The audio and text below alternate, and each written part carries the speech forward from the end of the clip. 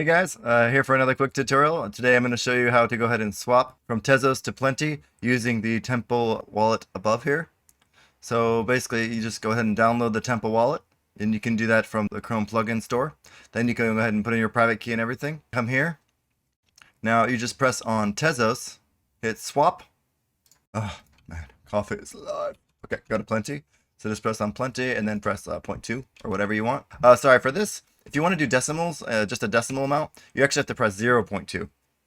So you can't just press 0.2, you actually press, so it'll be kind of confusing for some people who aren't used to like techie stuff. A lot of times you can't start with 0 in techie stuff. So make sure you just press 0.2.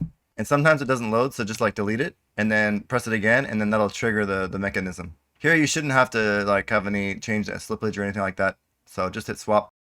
And after this, since I swapped from Quipuswap and now I'm swapping from Temple, I should have like 1.2 Plenty. And then I'll go ahead and take you guys to some other tutorials on how to go ahead and swap and use the Plenty platform. Should be updated by now, so I can probably just, maybe it won't refresh. Maybe I have to do this instead. Sometimes it refreshes just naturally though. Okay, looks like it's finished. Yep, you can see the total here.